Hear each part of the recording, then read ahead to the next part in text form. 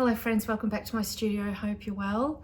Oh, we've got a good vlog this week. There's a little sneak peek of what we're going to have a look at. Of course, I've been art supply shopping. Some of these I've had for a while. I've been saving it up to do one big vlog, so I think it is going to be a nice big one. I don't need to be tempted or to have my arm twisted to buy art supplies. As you know, it is a bit of an addiction. It's too tempting. There is some new things in here that I haven't tried before, so you can see I'm pretty excited because I had to wait for some of these for this vlog. So sit back, grab a cup of tea or your beverage of choice, and let's have a look at what I've got.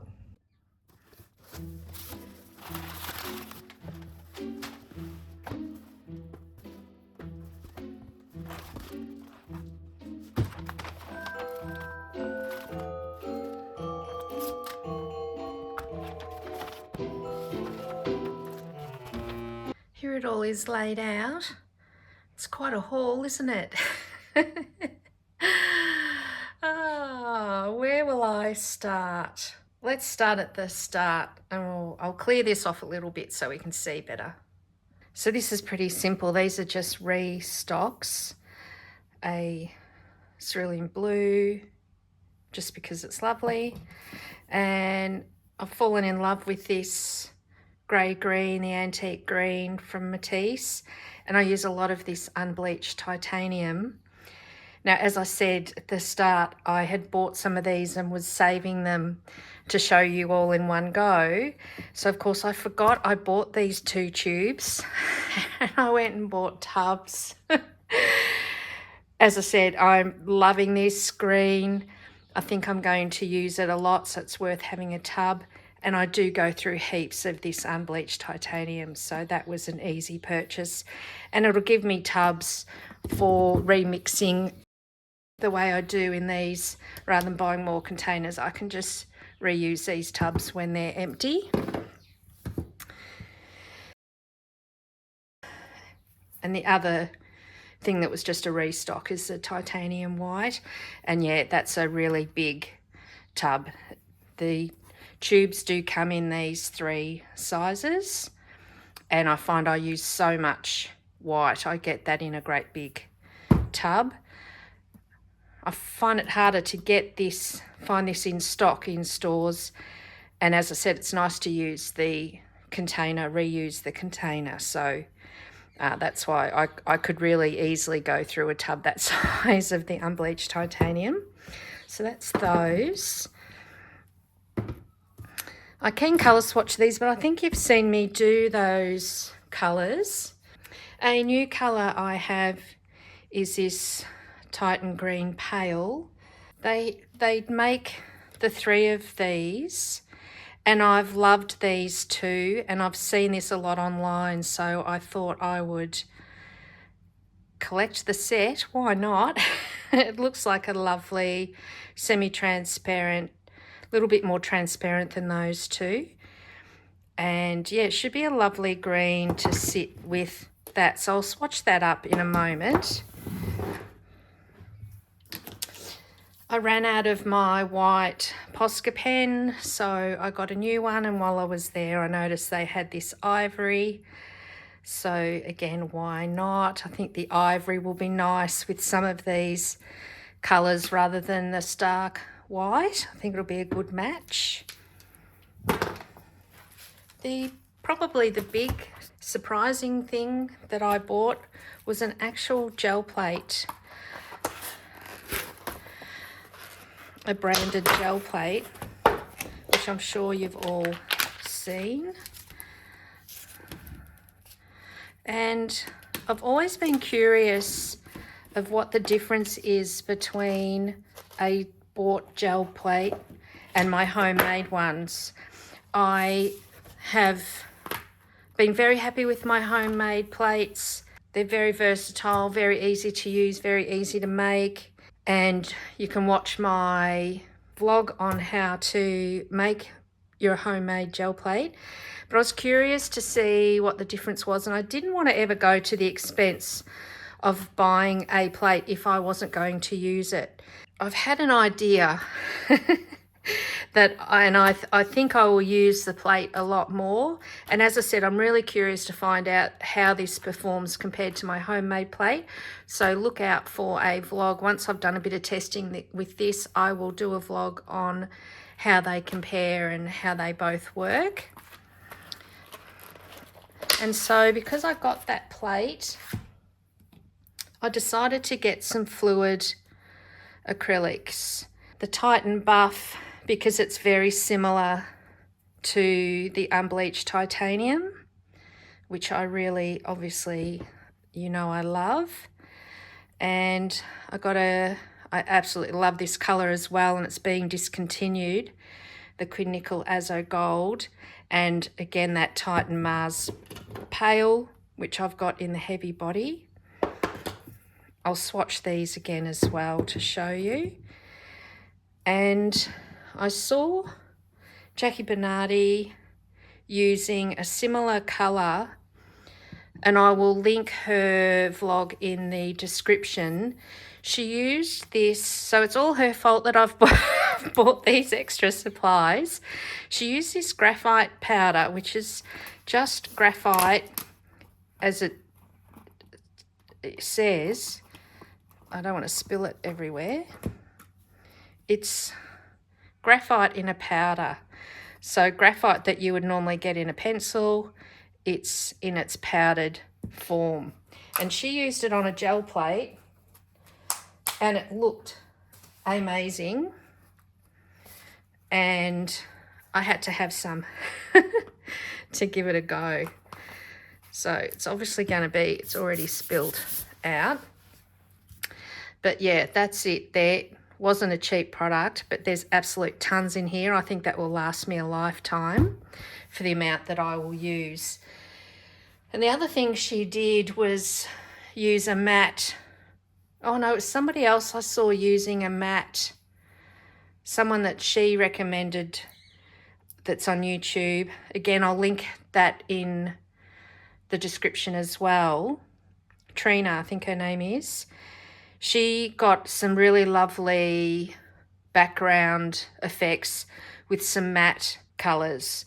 And so this is a Atelier product, and it's just in the permanent alizarin, and it's meant to be very matte. So I thought that would be, it's free flowing as you can see, and matte. So I thought that would be really interesting to use with my gel prints.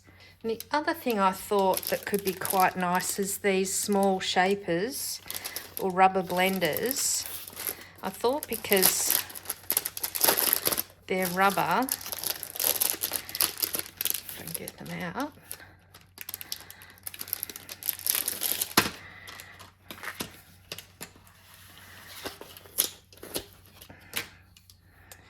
Oops. Yeah, they're quite soft. Can you see? Show you on the black background. I thought they'd be really good for mark making on the gel plate, that they wouldn't tear the plate. I'll still have to be careful because that's a reasonably sharp edge, even though they're soft. Yeah, I just want to have some different ways of making marks, and I thought they'd be good. You can get them in a wedge, in a 2 or in a 3-inch size. And I don't like using foam brushes, and I don't think I'd like the shaper, but I thought I might like those. So they were a little extra purchase, and that's what they are there.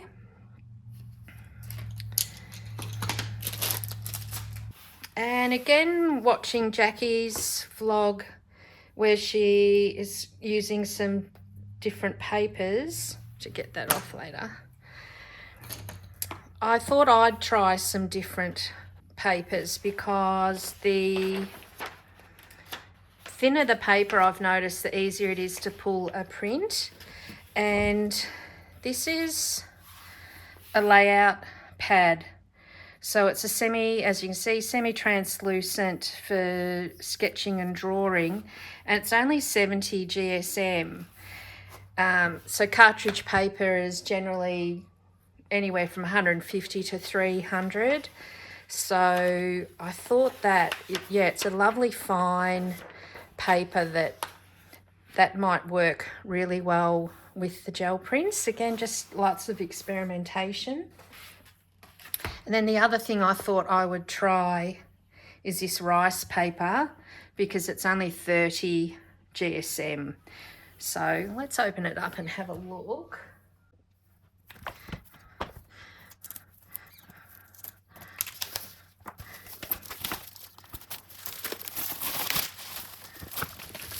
A little bit hard to get it into shot, but that's what it is. And I've got some of his paintbrushes that are really lovely. Those grey ones. These brushes here are the same brand, and they're a really, really lovely brush. So I thought I could trust the quality. So let's have a look. Very fine, almost like a tissue paper, a little bit thicker than a tissue paper though. So yeah, I think that's going to be, often tissue paper can have a bit of a texture to it, but as you can see, that really is more like, it's got a fine kind of mottled, not sure if that's showing up, but yeah, that should be really interesting with the gel plate. So yeah, there's all my goodies. Let's have a look at some colours.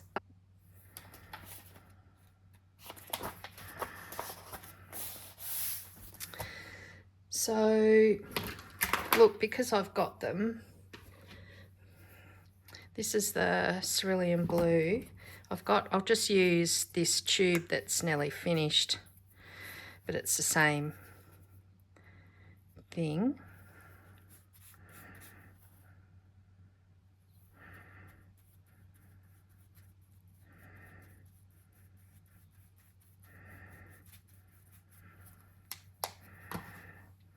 It's just a really lovely solid blue, and just mix it with a little bit of white. I think that's when it comes into its own, that lovely sky blue that it creates mixed with white. And the unbleached titanium I'll put out just so you can see the Titan buff with it. This is on a cream paper, so it will show up a little bit more when it's mixed on white. And then even though we're flipping over into the fluid, this is, I don't know whether it's got a stopper. Yep.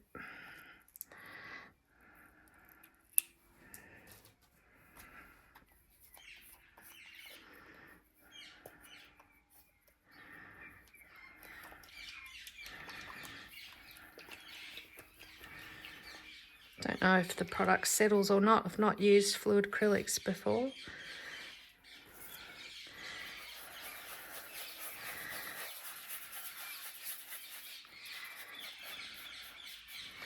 So this one's a bit more green and this one's a bit more towards the yellow, but they're the closest I can see to each other. And then this green, grey, antique green.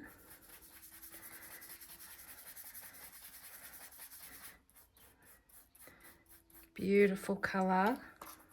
And then I mix it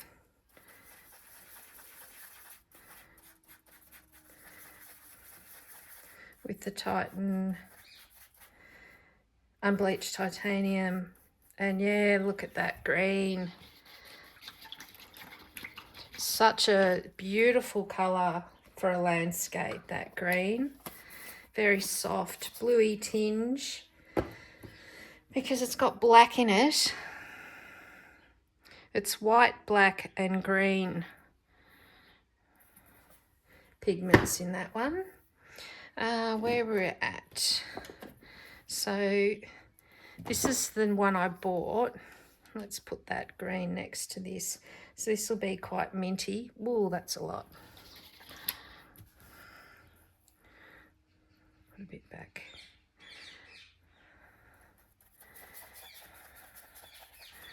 Lovely, soft. Yeah, I thought they'd go well together. Oh, look how nice they are together. So the pigments in this are white, yellow, black and green. So this has just a little bit of yellow in it compared to this one here, and obviously a lot more white. So that's why, and I'll link here my theory on colour families through pigments. The reason why these two go well together is because they share the same 3 pigments. This just has a bit of yellow in it and a lot more white. And so that's how you can pair your colours, trusting that they will go together. And of course I could probably mix this from this as well. So you don't necessarily have to collect all the colours, but it's just a nice way if you've got colours in your collection and you're not sure which ones go together when you're branching out from just the primaries, you can start to really look at what pigments are in them, and that will lead you or inform your decision on what might look good together. And so just because these are part of this pale family, let's swatch a little bit. Oh, I find these lids so hard from Golden.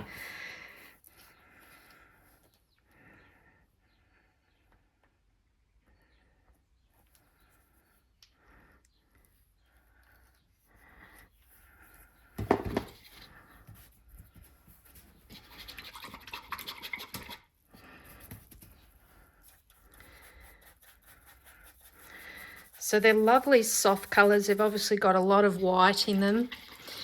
So they're a pastel range, which of course I love. And look at that.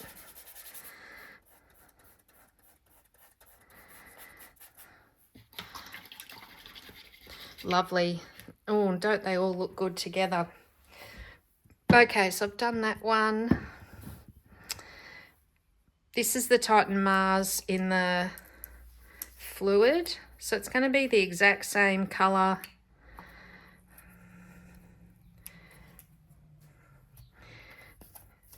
It's just fluid, and it looks like they do need to be given a bit of a mix.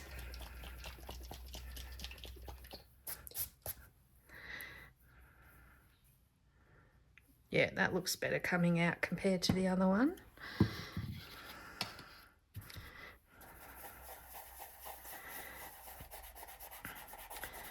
So exact same, it's just the binder that's in them. There's a lot more binder to make that one fluid. And just in case you don't know what nickel azo gold looks like, Jackie Bernardi used a transparent red oxide, I think, for memory, and I decided to get this just because I love it so much, and it is going out of production because of the electric car industry. They're all buying the nickel, and so it's become too expensive, too competitive for art supply makers, paint makers to buy the nickel. You can mix this colour up with other colours, but you just don't get that golden shine with the nickel. Anyway, I will use that. I mean, that should last me yonks as well anyway, but yeah, I'll use that until it is no more. So this is the permanent alizarin in the matte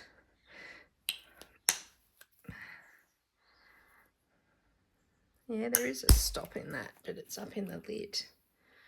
That's weird.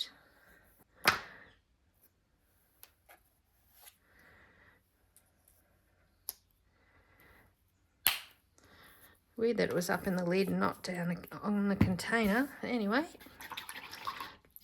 another nice rich colour.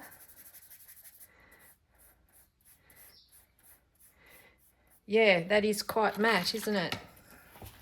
I know the colours are all wet, but yeah, I can already see that's going to dry very matte.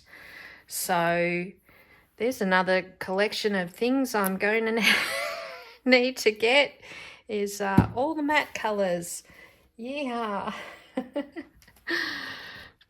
And that, I wonder what that sort of pinky...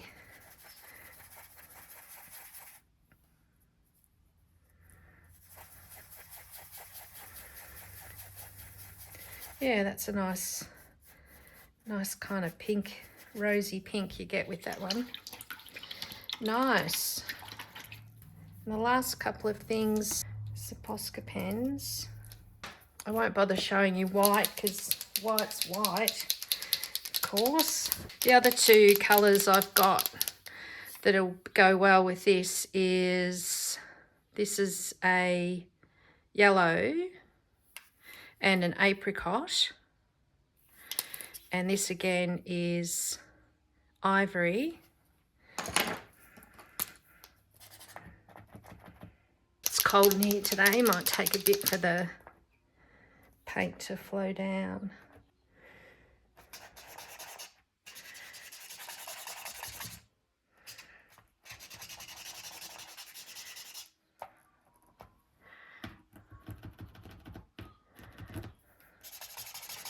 Quite hard to see on the antique white background. That paint's all wet, so I can't.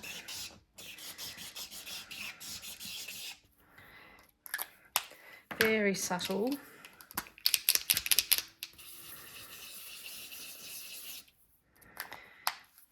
That's the apricot. That's the yellow.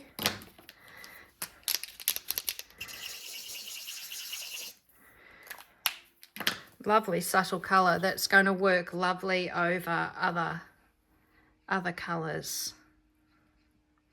Nice. The last thing I got that's new that I haven't used before, I have shown it when I got it, but I just thought I'd include it in this, is this. It's from Iron Orchid Designs, and it's a stamp.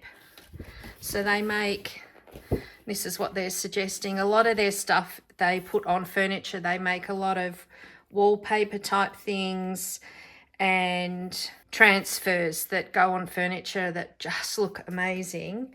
And of course I'm into florals, so these